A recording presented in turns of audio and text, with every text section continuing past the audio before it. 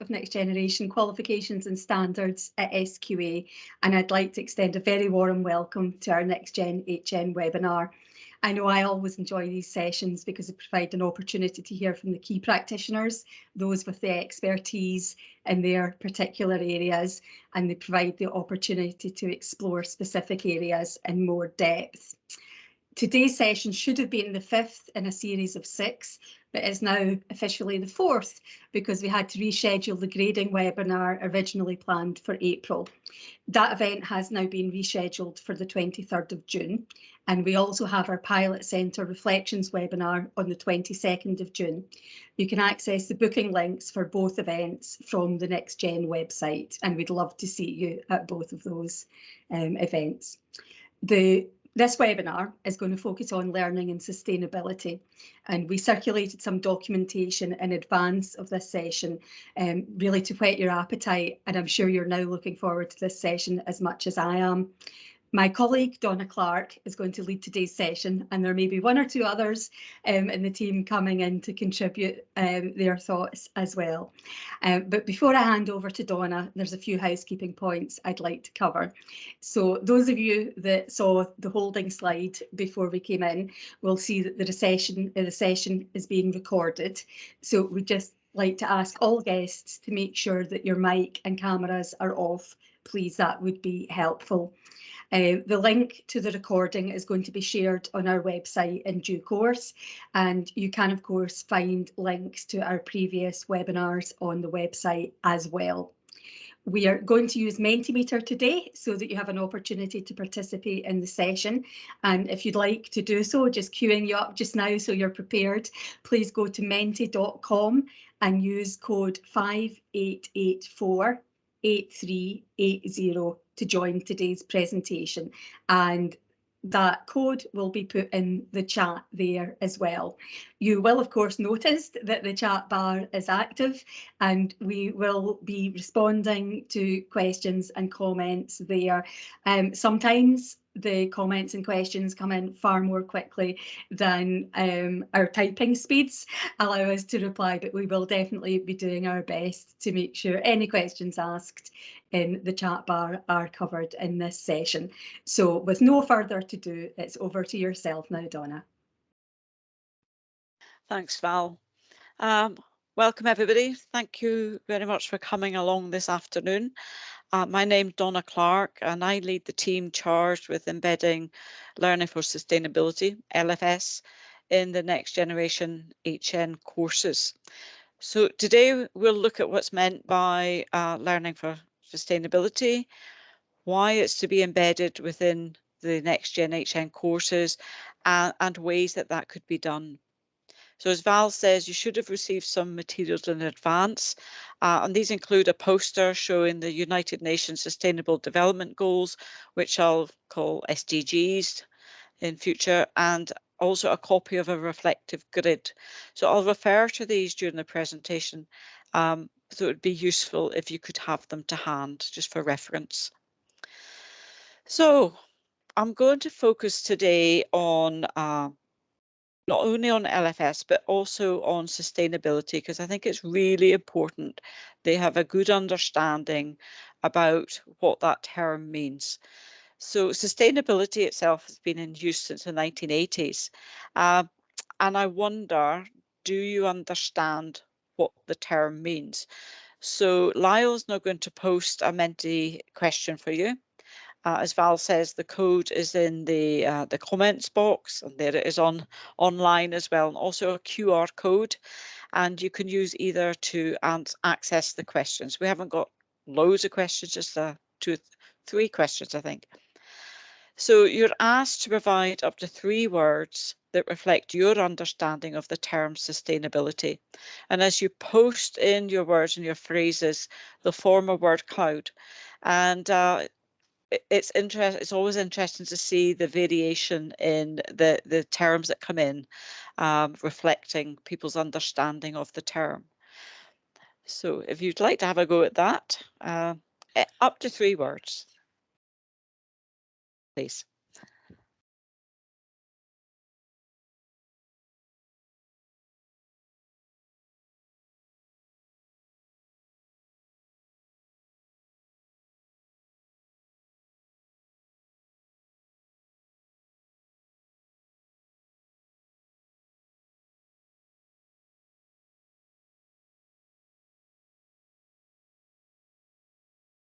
starting to pour in now. That's good.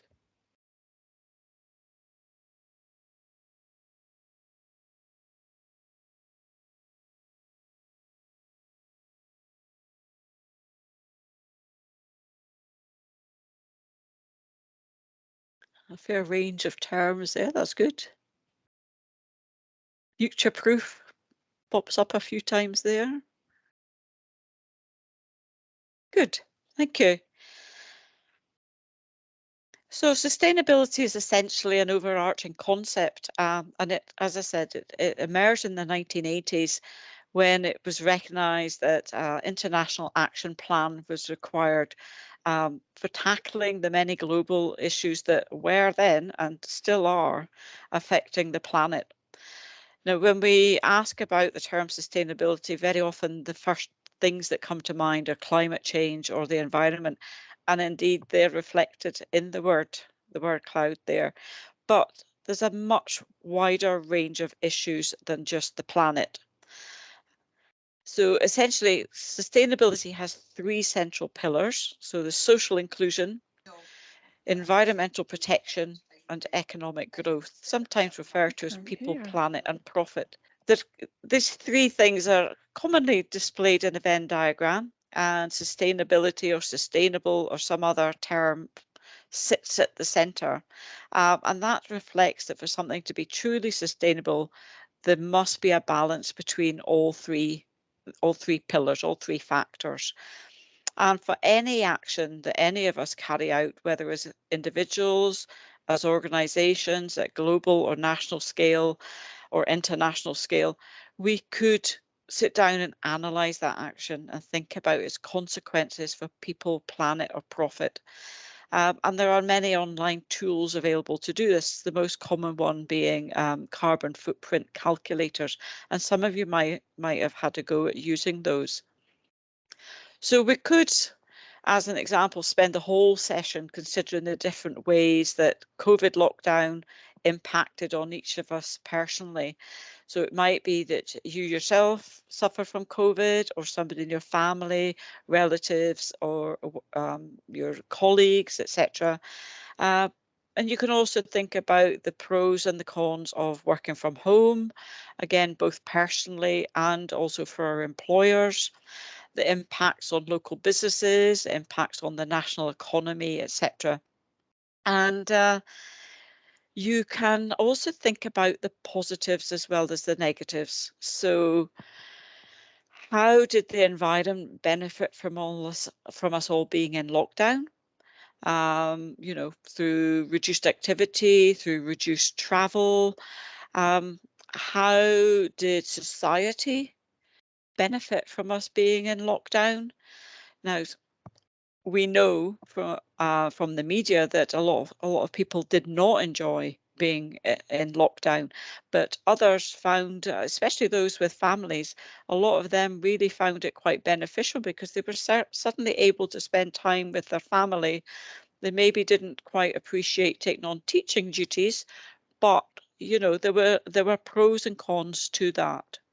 And similarly, the economics, reduced travel costs, etc., but increased energy costs as well. And having everybody at home potentially increased food costs. So, you know, you could think through environmental, social, and economic issues there. So for any given action, ideally, we should try to find a balance between the three sustainability pillars. Now, in practice, compromise is required to arrive at what's known as the best practicable option. So that's not necessarily one that's best for the people or best for profit or even best for the planet. It's one that's the best fit for all three factors at that time. So there should always be flexibility because life changes, situations change, and sometimes very, very rapidly.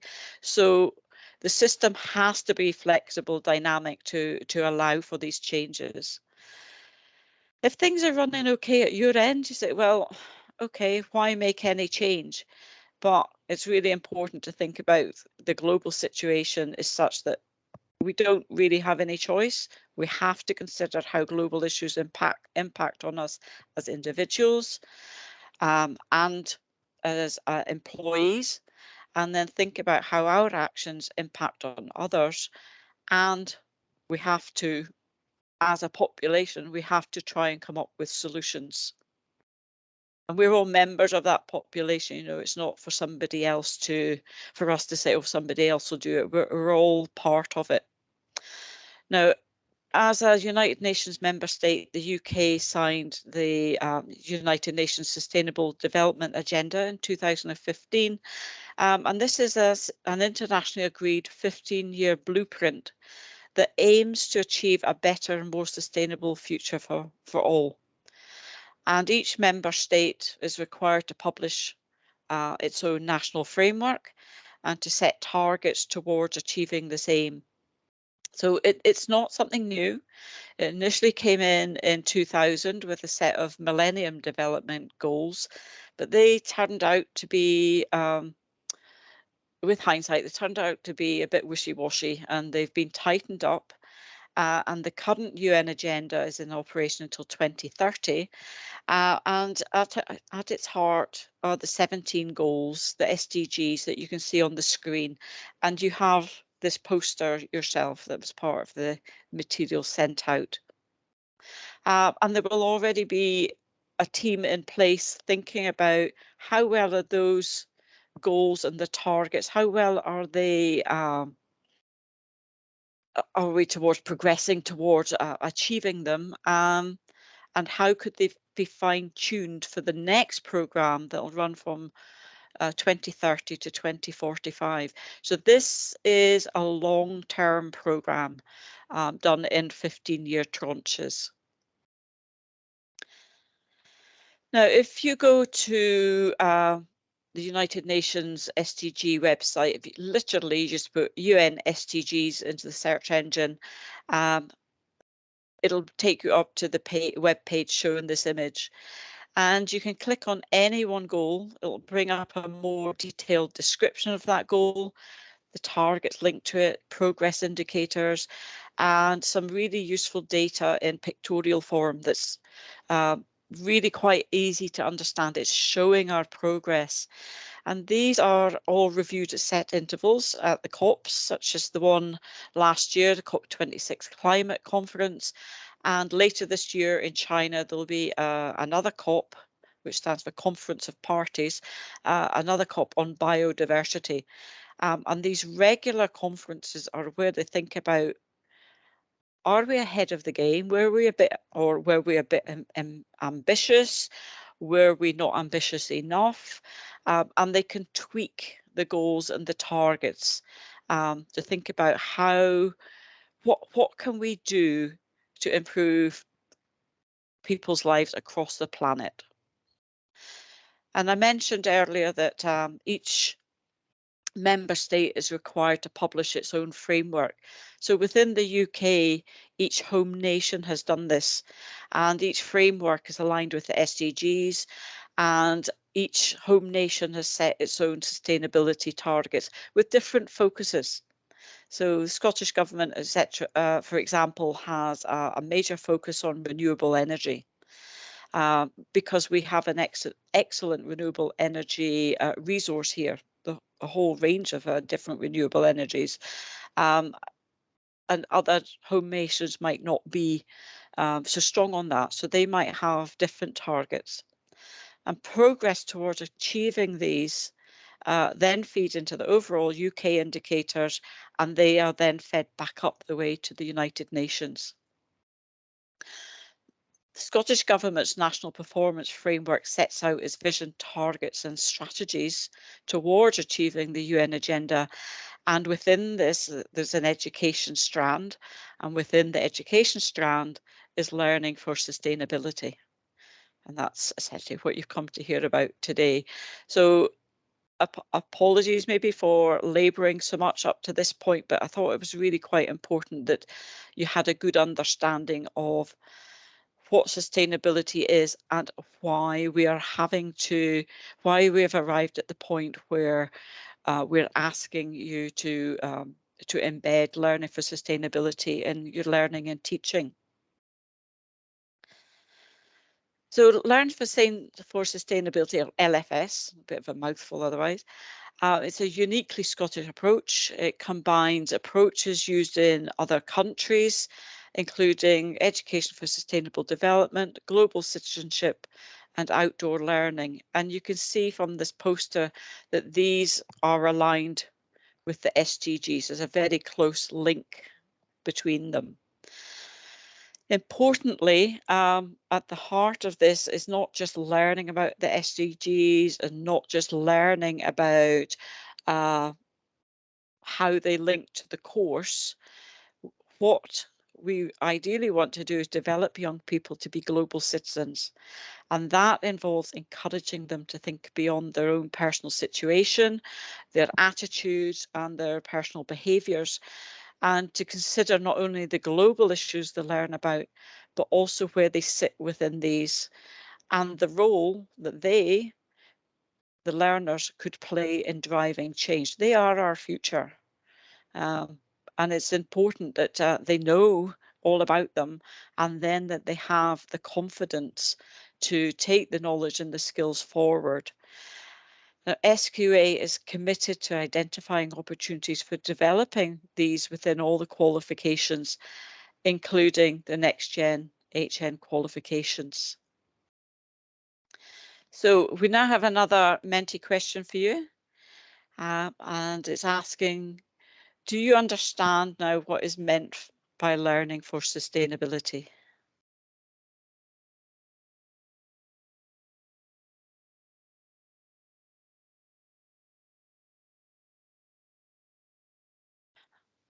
I'm always so pleased to see that there's nobody who would say they've never heard about it.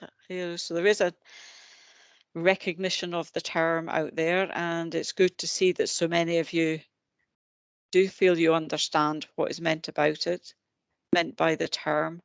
A few of you not sure, so hopefully we will take you through this and improve your or enhance your understanding of the term.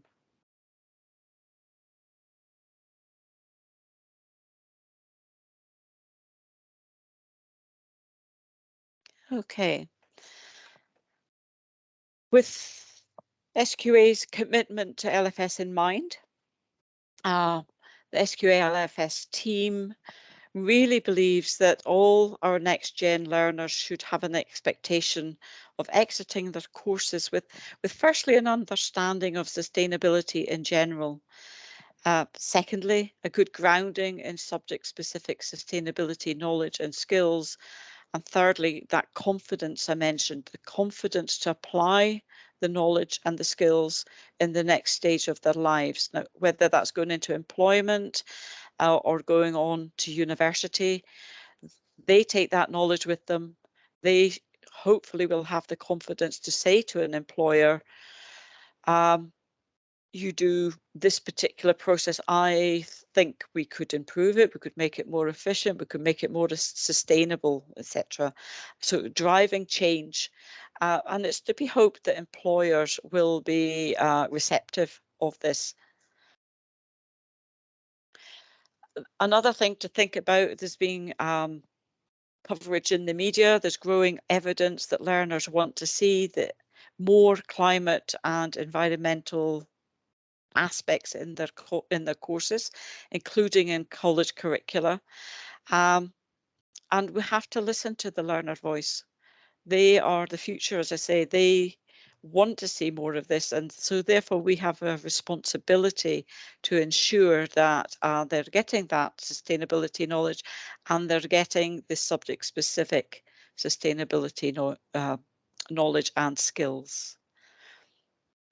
We went to the External Reference and Steering Group, which is a group of external stakeholders that listens to ideas and passes comment on them, maybe says go away and do a bit more research, or yep, I think that would be a really good idea. So we approached them about mandating the embedding of LFS in all NextGen qualifications. And not only did the group unanimously endorse this, but they also strongly recommended that there should be a measurable output of some form. So it's not enough to say, I've taught this. They should know from what I've taught them what sustainability and LFS is about. They should be putting into practice what they have learned and applying the skills. How this could be measured, this output could be measured, has still to be agreed. Some options might be a dedicated sustainability unit, or perhaps a subject-specific sustainability component in a course project. There's pros and cons to both. We have to consider the options and try and find this best practicable option that I mentioned earlier. So it's important that the sustainability should be a thread throughout the qualification rather than simply as a bolt-on. They have to get this ingrained. Where do they sit within the real world issues, and what role could they play in potentially solving them? I just want to allay fears for anybody involved in pilot delivery. We are not requiring a measurable sustainability outcome to be embedded for 2022-23 delivery. But you should be aware that it may become a requirement at a later date. Wider discussion is needed first. In the meantime, I've met with staff, SQA staff, I've met with team leaders, I've met with writers from most of the pilot courses, and we've talked through and explored ideas for embedding sustainability within outcomes, but also within learning and teaching. And it's been really heartening to hear that the majority of the pilot course teams already intend to introduce sustainability related outcomes. So there was no prodding from me at all. This is what the teams came up with themselves.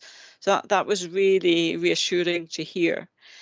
So some examples, HNC accounting will include a corporate social responsibility and ethics unit and outcome, and they align with a number of the SDGs. And I had no experience of accounting. And when I went to the meeting, they were throwing the ideas at me, and that was really good. It was really, really refreshing. HNC TV production doesn't have a sustainability related unit per se, but TV industry practices that the learners have to become familiar with during the course, they do align with several of the SDGs, and the scope for discussion of such practices to be included in an outcome. So one example is a requirement for all programs produced in the UK. So that's your terrestrial previously terrestrial channels, Sky, Netflix. I have a feeling there's another one, but I can't remember it right at the moment. They are asked to conduct a carbon footprint assessment using the Albert Carbon Calculator and to register the outcome. And they then get accreditation for that. And then they have to constantly monitor that and see how they can reduce the carbon footprint. And you can identify the programs that have gone through this accreditation process by looking at the end credits, the end slide of the credits of any TV program. And if you see a little footprint with Albert written next to it, that is showing that it's been through this process. So that ensures that you'll stick right to the end of the program. Look at trying to spot those. Introducing sustainability related content assessments should really only occur where there's a natural fit. But personally, I think it would be difficult to find a NextGen HN qualification that wouldn't align with the SDGs in some way. So for instance, I had a chat last week with the social sciences team who were trying to identify alignment between the SDGs and all the units, and they really, really struggled with one, which was the philosophy unit. And I was able to reassure the team that given that this qualification will have a very significant LFS thread through all the other units, there's nothing to be gained from artificially shoehorning it into every unit. So they've already made sure the threads are there, and that's to the benefit of the learner. So when you come to set your learning materials, or if you're in the qualifications teams, keep that in mind. You know, a really good grounding in general sustainability knowledge, plus a good foundation in subject specific sustainability knowledge and skills. That's what we want them to take away from this. In qualification development sessions, we've used the SDG poster that you've got to explore if and how outcomes align with individual SDGs. And we've also identified opportunities for embedding sustainability in the learning and teaching. And I really think most teams were surprised at just how straightforward this process is. It just needs somebody to sit down with the poster and with the course or unit information, say, what do you think? Can you spot any links here? And from that, the conversation seems to flow and the ideas get thrown about. And it can turn into a really, really useful session, especially if there's real world situations that are able to provide context. You know, your learners are seeing what's going on in the real world and being able to apply the theory and the skills that they learn in their course to think about how they fit with these real world situations is invaluable, really. So in the educator guide, we'll include a short generic LFS section, and we'll also try to include signposting of opportunities for you to develop sustainability content or context in learning and teaching approaches. But we envisage that the main support aid that we'll be providing, and we're working on it at the moment, is a set of case studies. It'll be pretty small to start with, but you know, as more courses come online or on stream, should I say, we will ask the teams to help us develop more case studies. And we would also quite like to develop case studies for learners, just showing them how their course can prepare them to deal with these real world issues. So how might you go about this? Well, I provided you with the SDGs poster, and I've also provided you with a framework, a grid. And this was drawn up with the assistance of some external sustainability experts. And we tried to put together a one-size-fits-all approach. That's almost impossible, really. But you can see that the first three columns there, or certainly, sorry, the second and third columns relate to the SDGs.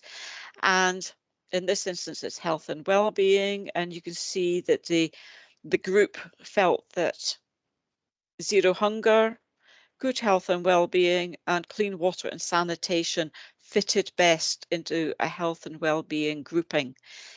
So it might be that you're thinking, well, how does my unit, how does my course align with health and well-being or with the individual SDGs? What will I try and integrate into subject context or within context? What should be included? Should it comprise subject specific or general sustainability knowledge or sustainable skills? Um, so the final two columns are intended to be flexible. You can change them as you wish, just to best suit your own needs. Um, It's up to you if you want to focus on individual SDGs or you might prefer to focus on an SDG grouping. You might find it useful to go back to the UN SDG webpage and to click on any one of the goals and find out specific targets for that goal and think, well, I would prefer to pick out some of the targets for my learners to focus on. It's entirely up to you how you go about doing this. But this is a flexible framework. It gives you a good starting point. It allows you to capture initial ideas, to map activities against the SDGs and so on. And you might also find it a useful exercise to ask your learners to assess for themselves where and how the qualification aligns with the SDGs. So as I say, it's all very well telling them things, but getting them to actually do it and find out for themselves will have, should hopefully have a lasting impact on them. They should be able to think, oh yes, I found this out, I found that out. Direct links here, indirect links there. And it's also useful to think about maybe doing this at an early stage and then ask them to do it again later on in the course and see if their thoughts have changed. Certainly it was something I used to do with my own students. Okay, so we have an example. Well, could we switch to the next slide, please? Thank you. Uh, this is an example of a grouping that we completed for the TV production unit. And you can see that the reflective questions have been replaced with suggested activities. And these are both aimed at both individuals and for colleges. And you also notice that there's a specific outcome within this unit that fits well with this particular grouping. So the outcome asks the learners to look at ways to make script production more sustainable. And that fits well with resource stewardship.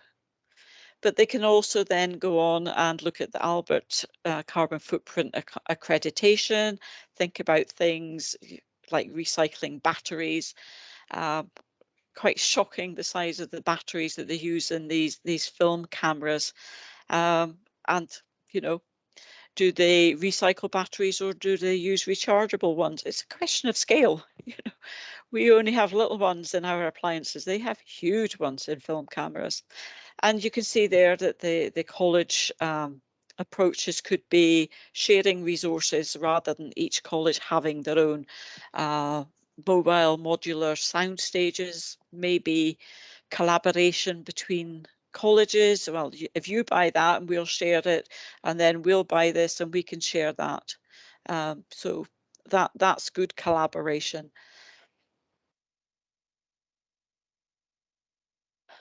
Okay, so thank you, Lyle.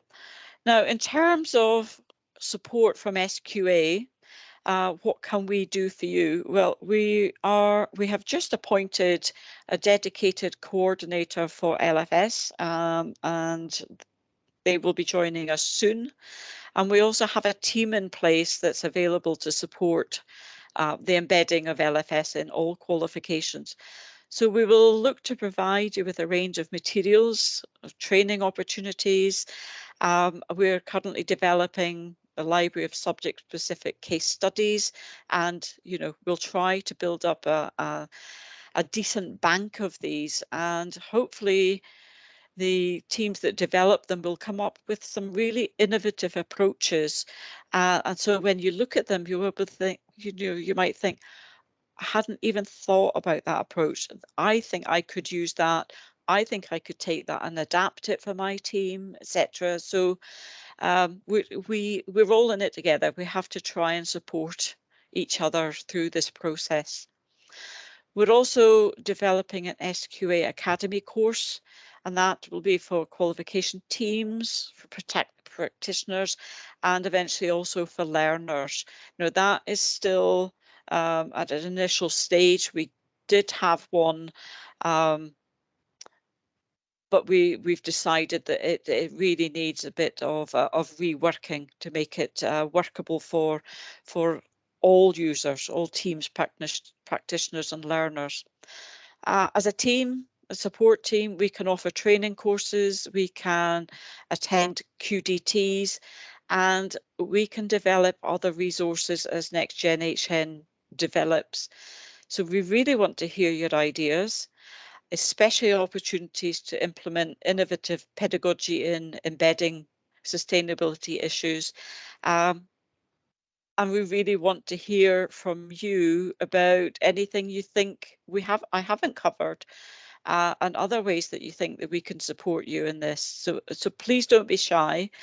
Please get in contact if you have any ideas or just things that you want to discuss in terms of LFS. I've got one final Menti question for you. Lyle, thank you. So this is a three-pronged one.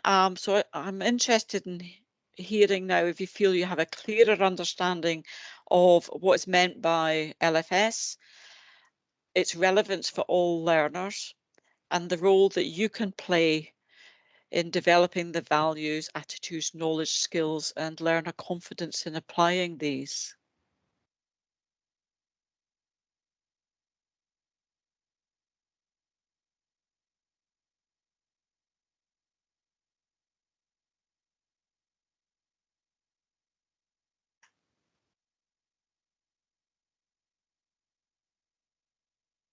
That's good.